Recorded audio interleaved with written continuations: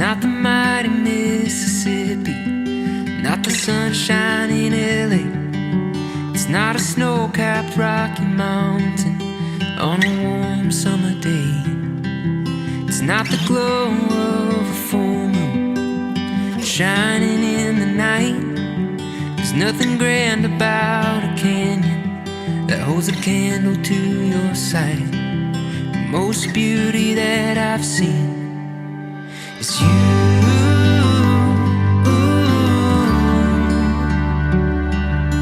Is you.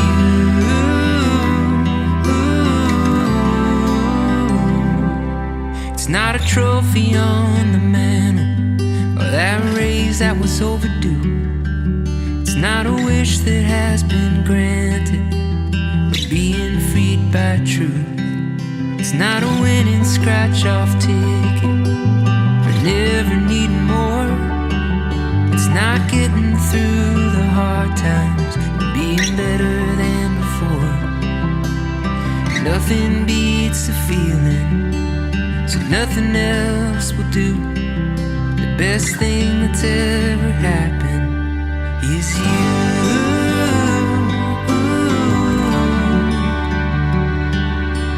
Is you.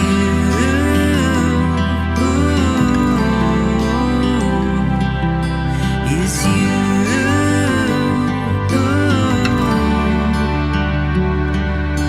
Is you.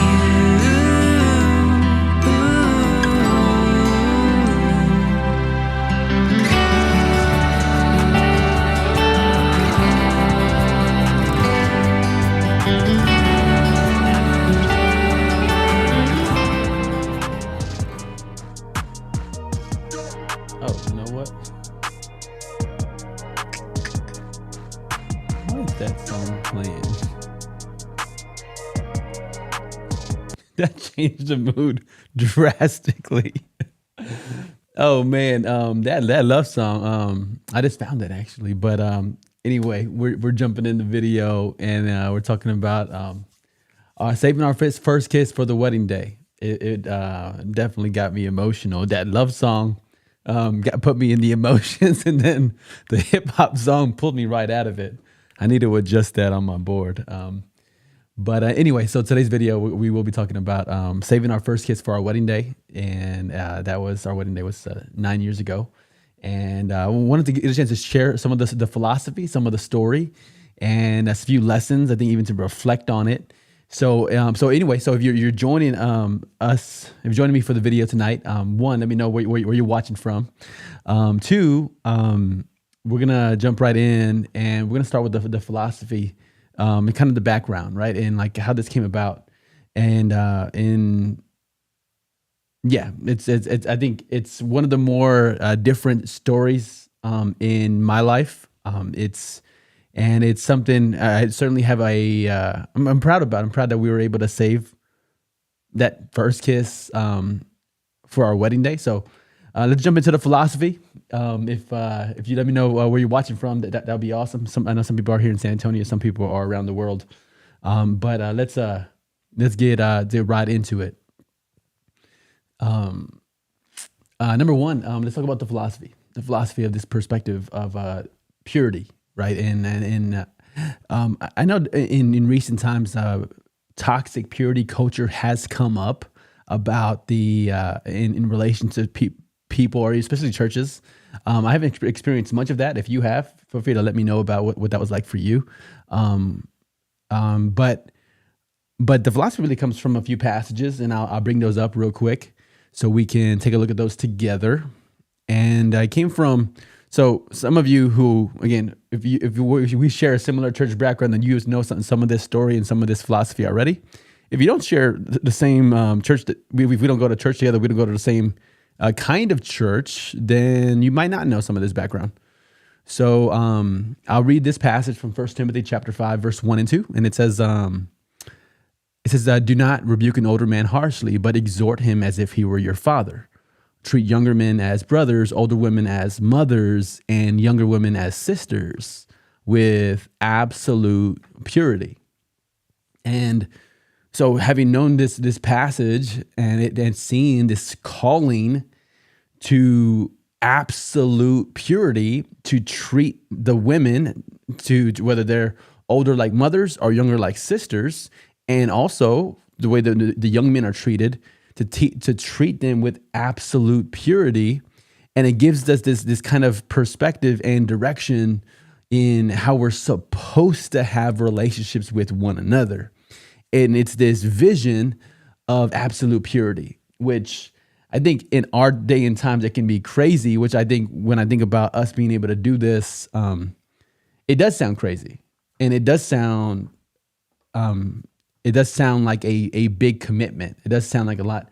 But when I thought through this concept, when I first heard, let me be clear.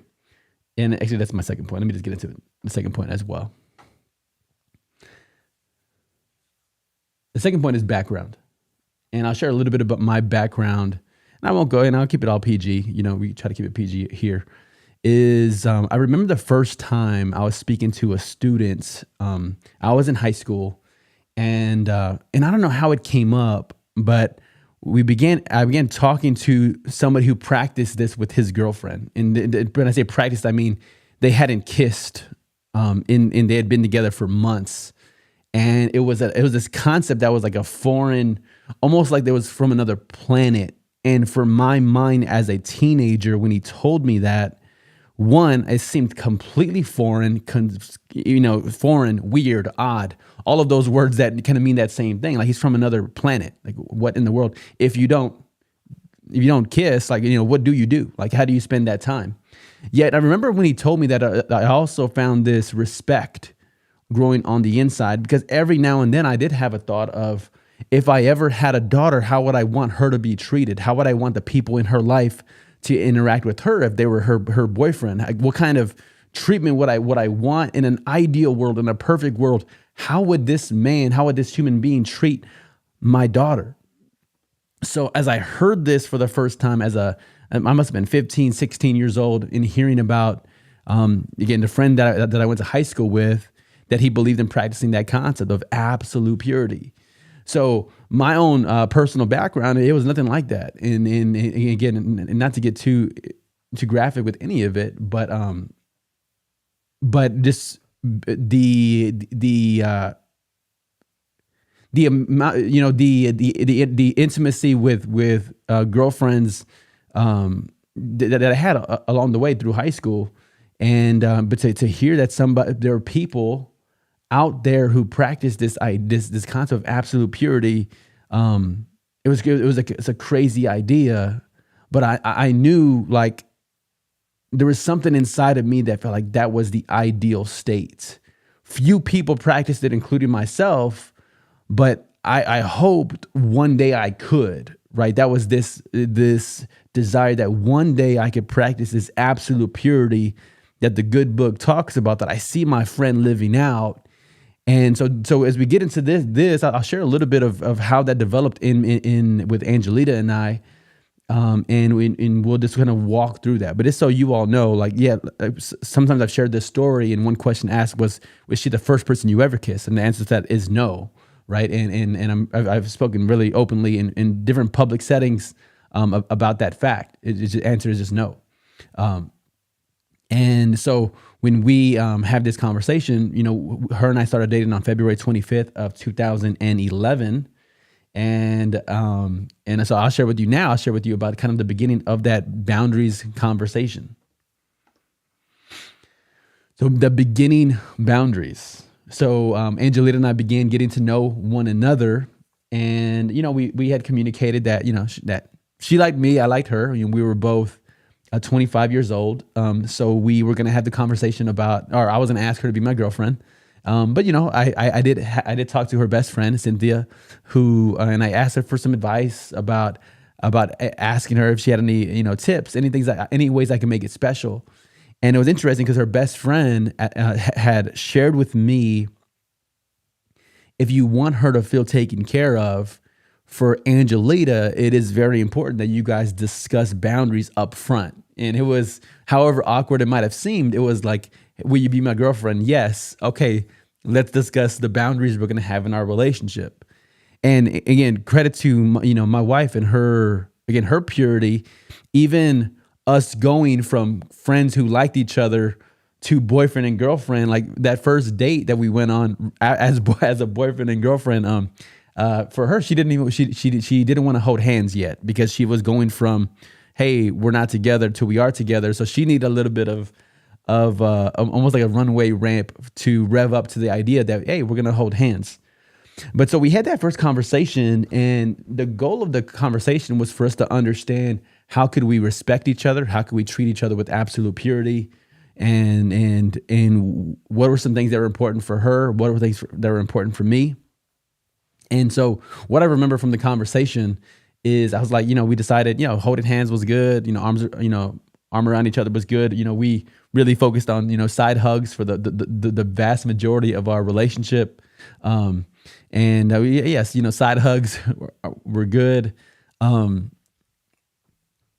he said, hey, we'll save kissing.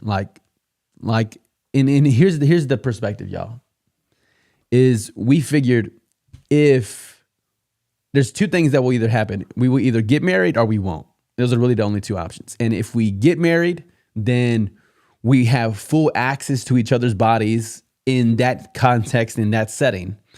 If we don't get married and we're meant to be with somebody else, or we're going to be with somebody else, I shouldn't say meant, that we're going to be with other people, then we would love to be able to have the honor and respect that whoever that other person's future spouse is, that we had complete honor and respect for one another in our relationship. A few details from that conversation I recall. I said, you know what, touching my leg or your leg touching my leg, that's just, in order for me to not think about you in a sexual way, that's probably just not a good idea. And then we also talked about being alone, right? What is that perspective about being alone? Okay, so we said, we wouldn't ever be alone in her apartment or over at my house or in a secluded area like that. We wouldn't be in a parked car for extended period of time. Again, not for extended, but just we wouldn't be stopped in a parked car together. We just didn't want to put ourselves in again where we would be tempted. But what it did do, if you think about, if you remove the sexual element from a relationship, and it wasn't about the kisses, or even, again, the majority of the relationship wasn't even about a full frontal hug. We weren't cocooning, right? Cocoon hugging. We were doing the kind of the Christian side hug thing. If it wasn't about the physical, then what was it about? Well, it was about getting to know each other, about how each other process, getting to know each other emotionally, getting to know each other's friends, getting to know each other's family members, getting to know each other's experiences. But it was a lot more conversation and activities that we were going out to do. So when you subtract the sexual nature of a relationship, and then we were just able to connect, be with each other, learn about each other, be involved with activities that don't revolve around making out or sex or any of the lead up, right? So we just had that conversation up front, and then so once we understood, I kind of, hey, where are you at? Hey, where are you at? And even up front, where I was initially, even with her, by the time we were when we were boyfriend and girlfriend, I said, I've wrestled with this idea of, is it best to express I love you to one another, right? So I was conflicted on that one, and that was just from me. And I said, hey, we could put off saying I love you for later, right? And so we just had that conversation up front. So again, whenever I'm talking to a couple who holds to the values of the Bible, or who two people who've just become a couple, one of the first conversations I have with them is, have you had a conversation about boundaries? If this is the book you're going to hold to as your value system, then it makes sense that you've had the conversation, you get expectations expressed up front. And then for us, a fundamental principle inside of all this is that whoever had the more modest boundary was the boundary we would go with. So for example, if she was more comfortable, kissing on the cheek, then hey, but I wasn't, then we'd go with the person who wasn't. Because again, if we were going to get married eventually anyway, then we would have full access to each other's bodies. If we weren't going to get married, then somebody else would be, we would be end up being married to somebody else, and then we would be grateful to not have had access to another person's spouse's body, right? So here's that upfront conversation we were able to have, and I really appreciate her best friend giving that advice to have that conversation up front. I feel like it set us up. It set us up for success. Now, again, our boundaries don't have to be your boundaries. I don't actually think even kissing on the cheek or even pet kissing is a sin or has to be sexual.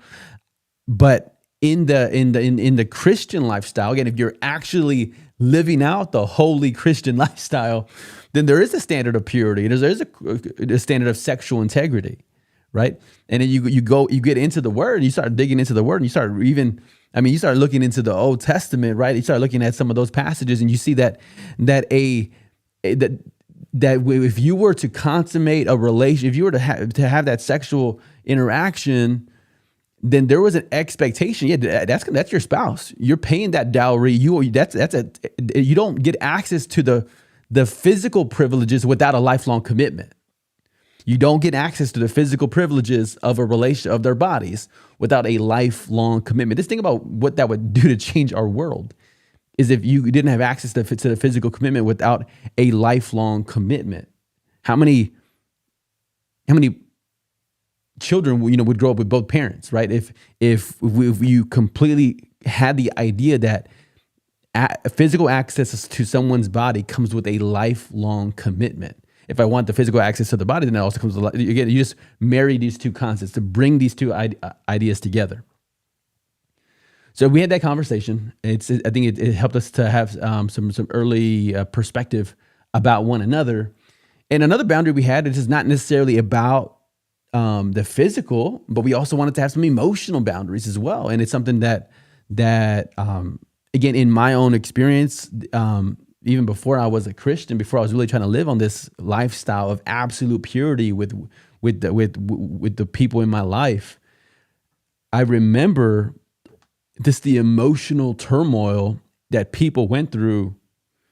The people women that I dated went through during a breakup, and it seemed in some ways it seemed really it seemed like there was such a heavy influence on me in a way that I didn't think was healthy. And I was trying to figure out, hey, how do you navigate those waters? Like, if Angelita and I were not going to end up being together, then if we ever broke up, I'd want her not devastated by us breaking up, but I want her set up for success. Because if I love her with again, this pure love where I want what's best for her, I don't want her devastated that this vision of us being together forever was crushed. So another boundary that we had was not so much physical, but it was emotional. And if you know many times how the sexual relationship begins, it's especially for women, it's because you've established an emotional connection. The emotional connection precedes the physical and sexual connection, right? This is a fundamental thing to understand about women. So one of the boundaries we had discussed was when we discuss to be purposeful and precise when we talk about the future. So we can be, the idea, let's be romantic. Let's write beautiful cards to each other. Let's make great gifts for each other. Let's go on great dates. Let's plan these things out. Let's do all of these romantic things. Yet the boundary that we established was when we talk about the future, neither of us wanted to write a check in the present that we couldn't guarantee in the future. I'll say it again. We didn't want to write a check in the present that we couldn't guarantee in the future.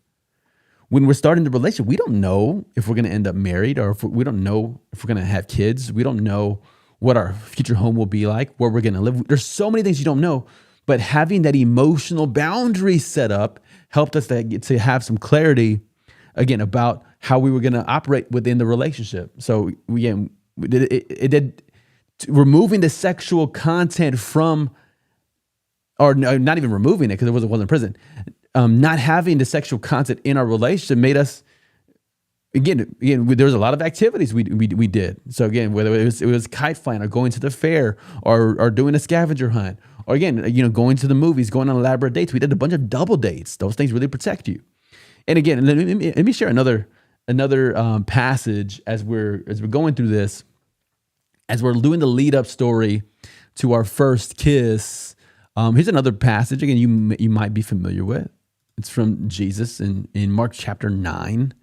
And this is something, if I'm talking to somebody about behavioral, they're trying to change a certain behavior in their life. Jesus had this perspective about it. He said, verse 43 of Mark 9, it says, if your right hand causes you to stumble, cut it off. It is better for you to enter life maimed than with two hands to go into hell, where the fire never goes out. And if your foot causes you to stumble, cut it off. It is better for you to enter life crippled than to have 2 feet and be thrown into hell. So right there's this, again, it has the hell word. Yeah, absolutely. Right. But it's this idea is figure out what that root is. What's that root? Is it the hand, is the foot? Jesus uses hyperbolic language to get this concept down. Right. So even for me, again, coming to this lifestyle of, again, to pursue absolute purity in our dating relationship, in our relationship before we were married, it wasn't difficult for me to understand how those relationships from the past had developed, how the impurity, how the sexual nature of the relationships had happened in the past. You could almost see the lead up. There was extensive alone time. There was an unguarded conversations about the future and promises that we were making that we couldn't really cash. And it makes sense how one thing flows from another. So all of that to say, we had a good conversation about the boundaries we both felt comfortable with in our relationship. Let's move on to our next point. Again, if you stay to the end of the video, we'll actually show you. We do have the wedding video, the wedding footage. Shout out to Zach Fazio for shooting our wedding footage and getting us set up for success and being able to have that memory together. Let's go to our next point. After beginning boundaries was point number 3. Point number 4 is revisiting boundaries. Because just because you have a boundary, it doesn't mean, again, we don't want to compromise in the heat of a moment where we're whatever, in a super romantic moment. But one boundary we did revisit was that whole thing of saying I love you to one another. Where Angelita was, she felt completely comfortable saying I love you. For me, I just had more hesitation. I didn't want her to really have a hard time if we broke up. So it took me a little bit. So, it came up in conversation and we were dialoguing about that boundary, right? So the principle is you revisiting a boundary. Just because a boundary is communicated and preferred doesn't mean that boundary will always stay, especially if it's a not a deal. It's not a major deal. So we talked about the I love you thing. She asked me how I felt about it. I said, you know what? I'm going to think some more about it, pray some more about it, get some advice and get some perspective. And then hopefully come to some kind of a landing of where I'm at with it now. And it's not something like that. I love you was extra sacred. I would say it to my mom, my family, I say it to friends. I say it to guys in my world. Like again, it wasn't something extra sacred, but I appreciated her and us being able to have the conversation about a boundary we expressed early on, yet we were able to revisit it. I think that was something I appreciate about that maturity. All right. After revisiting boundaries, let's move on to our next one. A final adjustments. So we had dated for 2 years, and then when we being together for the 2 years, so we started dating on February 25th, 2011. We got engaged in January of 2013. We were getting married on June 9th of 2013. So just about over 2 years, less than 2.5 years together. And then it was the day before the wedding, right? So when I said final adjustments, I'm referring to making final decisions about how we can finish this journey that we started. So we were already engaged. Night before the wedding, we're still exchanging things because we're going on our honeymoon to Cancun, and we're exchanging things. Again, we're still not living together because we want it to be pure throughout our dating relationship and throughout our engagement. And so the final adjustments was like, hey, like, we're doing the whole Christian side hug thing. But and then we said, you know what, the last day, well, this, again, it might sound silly to you, but when we talk about absolute purity, we're like, yeah, like the last day, we'll just do a fist bump. We won't even do the side hug, but we'll just do the fist bump and have that be our send off onto our wedding day. So we had a little final adjustments. So we had the beginning boundaries, revisiting boundaries, final adjustments, and then we'll get to the wedding day. And if you made it this far in the video, this is where I'm going to actually pull up the clip from our wedding day, and you'll be able to see that here. Okay.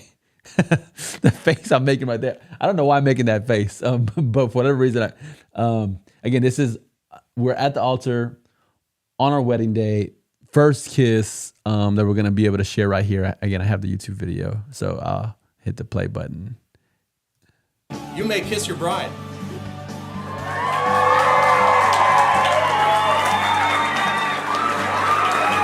Hey. So we had decided that we would do the triple kiss on our very first time kissing at the altar. But yeah, again, it's a testament. I think I appreciate her heart, her perspective, her heart for purity, and being able to be in a relationship with somebody who wants to please God and wants to, whether it's old fashioned, whether it's odd, weird, unusual, embracing some of these passages in the scriptures as a standard of living. Not just, hey, I go to a church on Sunday, but no, I actually live it out on an ongoing basis. I'm so blessed, privileged to be married to her and to have gone through the through the experience together. So that's so precious to me. I'm going to share one last point before we close out. And it's the perspective of 9 years later. 9 years later, what's my perspective on this? That number one, I would certainly put it into the category of unusual, weird, different, odd, right? All of those synonyms, right? All of those synonyms.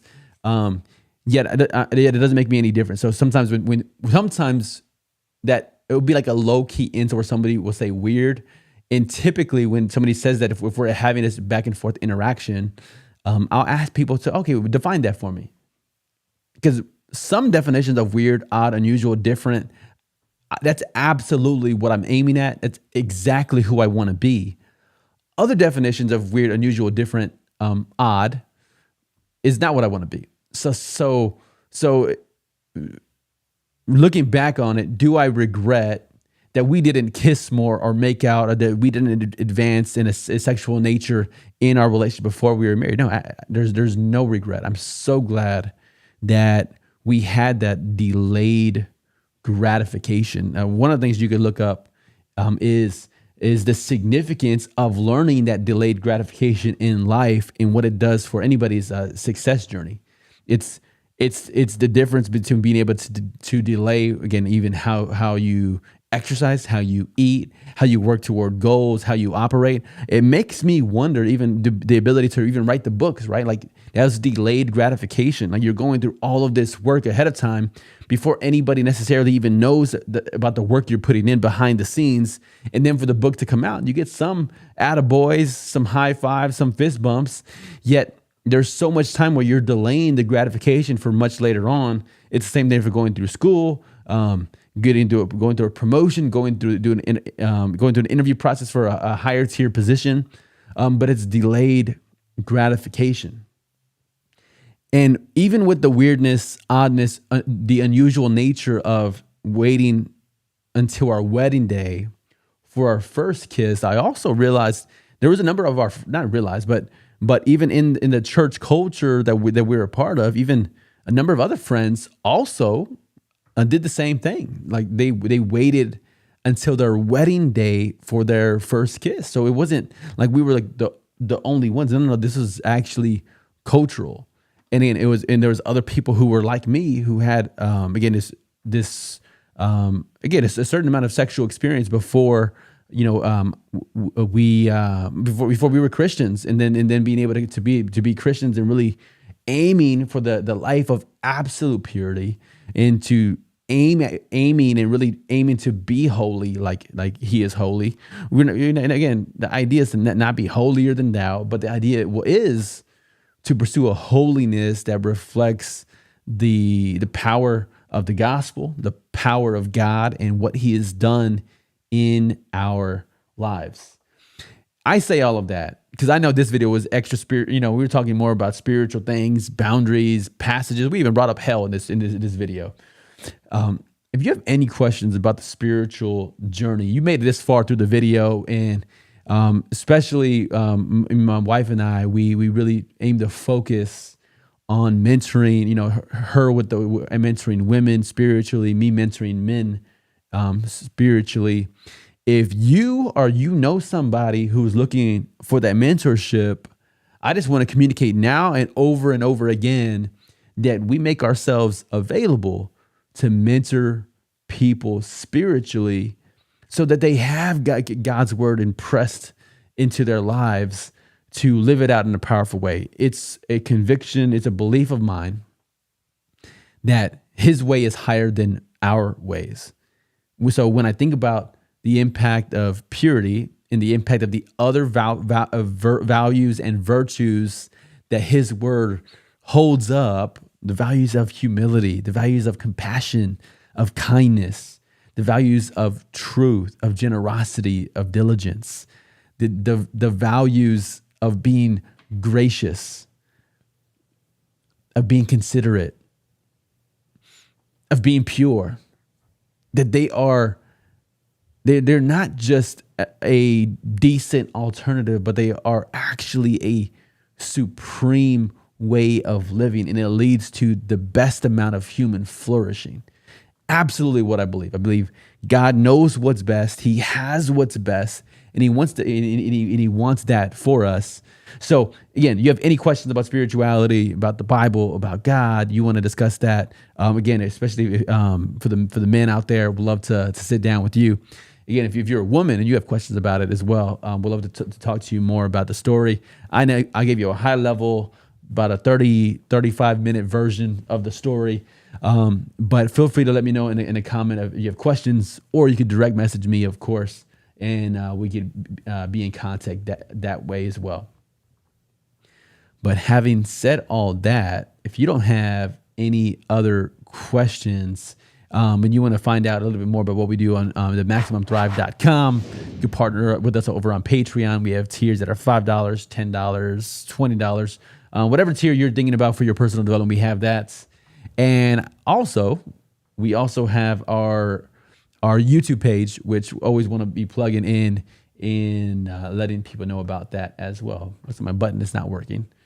But with that said, I'll put on that other that slower song for us to close out. But again, guys, thank you so much, and we'll see you on tomorrow's video. Peace. It's not the mighty Mississippi, not the sunshine in LA. It's not a snow-capped Rocky Mountain on a warm summer day. It's not the glow of a full moon shining in the night. There's nothing grand about a canyon that holds a candle to your sight. The most beauty that I've seen is you.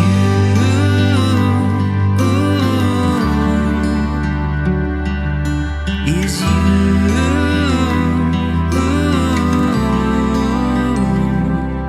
It's not a trophy on the mantle, or that raise that was overdue. It's not a wish that has been granted.